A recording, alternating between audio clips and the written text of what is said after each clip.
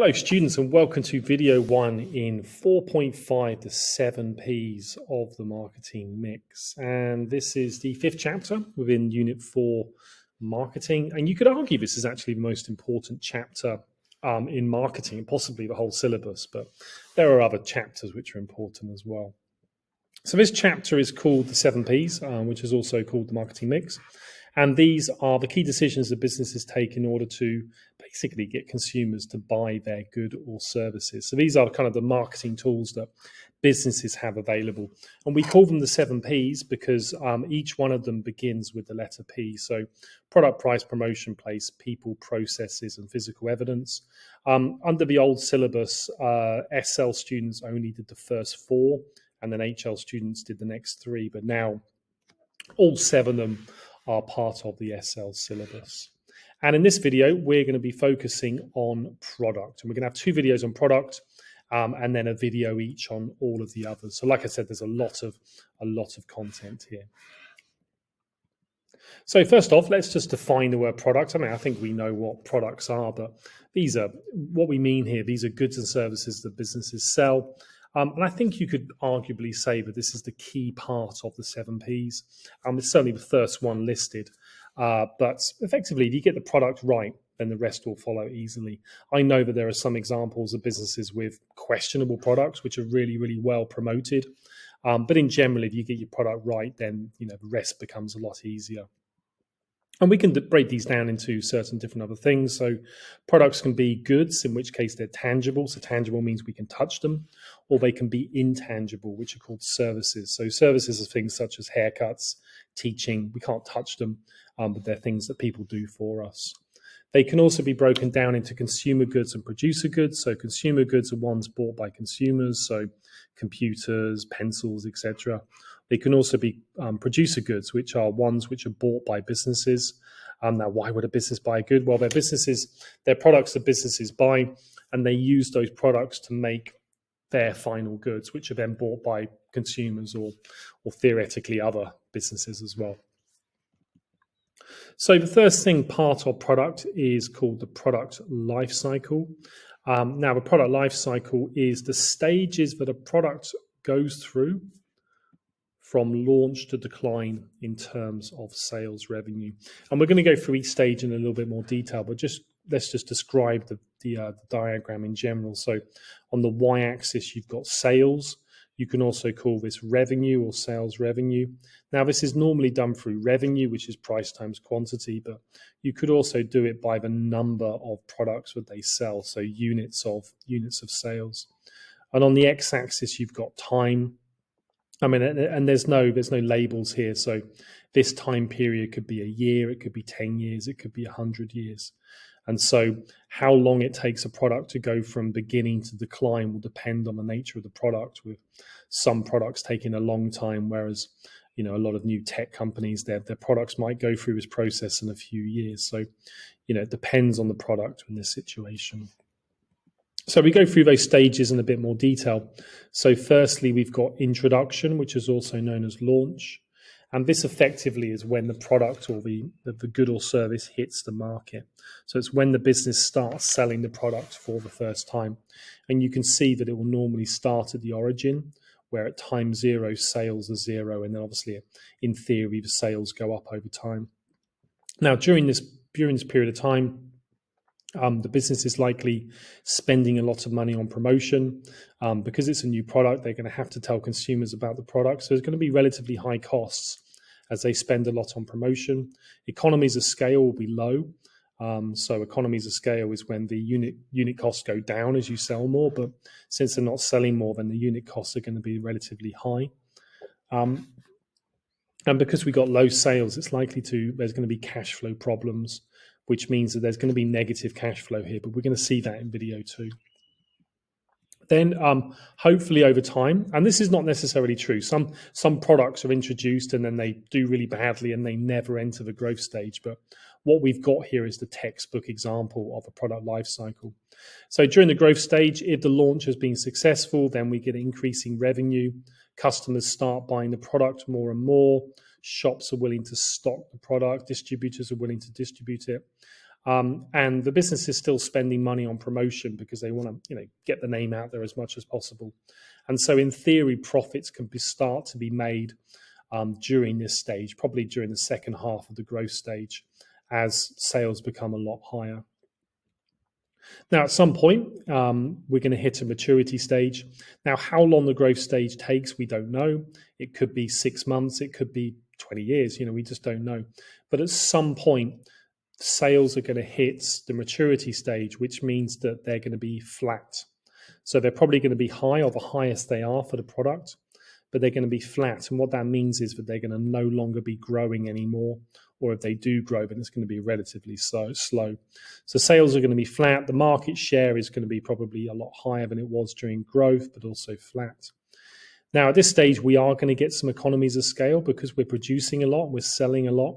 We can now get lower unit costs. So at this stage, profits are going to be made, hopefully, in theory. If profits are not being made in maturity, then there's something else going on with the product it's either a bad product or something else. At this stage, most consumers already own the product. Now, that doesn't mean the whole population owns the product, but people in that market who are going to buy the product, they've reached probably as many consumers as they can. And we've got a saturation point where there's competition in the market, or there's lots of choices, and it's going to be difficult for sales to grow at this point.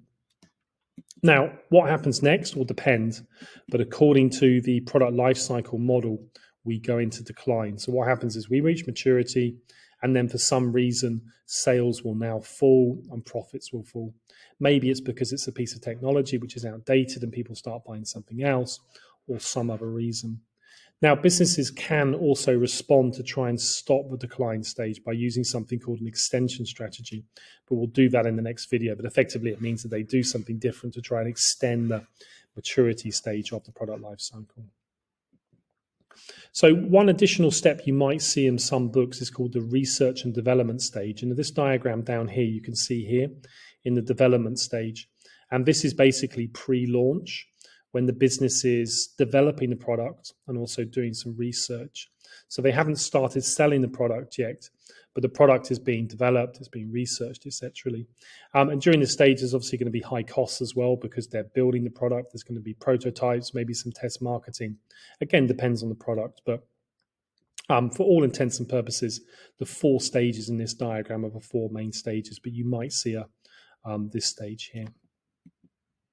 So just to show an example of the product life cycle, this is the iPod, which was launched in 2002. It takes me back to my early 20s. I think I got an iPod in 2003 or 4. But you can see it grew really, really quickly, especially as they brought out different versions of the iPod. And then slowly over time, the iPod declined. And I'm not even sure if you can still buy one. I think you probably can, but I'm not sure. And you can see somewhere around here, the iPhone was released. And so as the iPhone was released, people started buying iPhones, which kind of had most of the functionality of an iPod.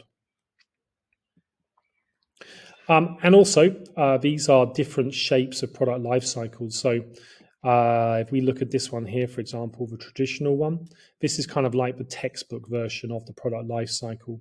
But this is obviously not all products follow the traditional version of the product life cycle. If you look at G Bust, this is a product that hits the market and then just doesn't do very well. So this is very, very possible. A boom or a classic is one where it's gone up, it's gone through introduction, growth, and it just hasn't hit the decline stage. So something like a refrigerator, in order for refrigerators to go into the decline stage, something will need to come along and replace it. So maybe in a few years, something does. A fad is something that grows very quickly and then just goes away. So if you look at fidget spinners, for a while everyone had a fidget spinner, but then they quickly went away. And there are lots of other versions. One here, the revival or nostalgia. Polaroid cameras is a really good example. So during my youth, Polaroid cameras became popular. And then as digital cameras came along, people didn't use them anymore, but then they're going through a revival where people are starting to buy them again, maybe because they're retro or something like that. All right, so on to the last bit of this video. I'm just going to talk briefly about branding and the following aspects of branding. So we've got a few things to define. So firstly, what is a brand? Well, a brand is basically something that differentiates one product from another. So that can be through an image, a name, a logo, or this one here, just a perception in the minds of customers. So just hearing the name of a product or seeing a design, seeing a logo, or sometimes even just a color scheme makes you think of that brand. And we can kind of come up with some vocabulary which we can use around this topic. So the first one is brand awareness, which is the extent to which the product is recognized and remembered by consumers. And then we've got brand development. So this is where a business tries to build the brand. So it's a process of building a brand identity to maximize sales and profits. So effectively, businesses will create the logo, they'll do ad campaigns, they'll use influencers just to try and create this perception in the minds of customers. And then hopefully businesses will get brand loyalty. This is when customers are faithful towards the brand, as shown by repeat purchases. So brand loyalty, we show that through people buying the product again and again. And then hopefully we get something called brand value or brand equity. And this is when customers are willing to pay a premium for a brand above a non-branded product.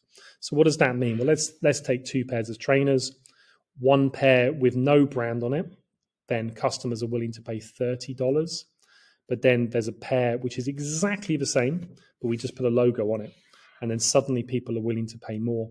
So in this situation, we can see that the brand value is $60.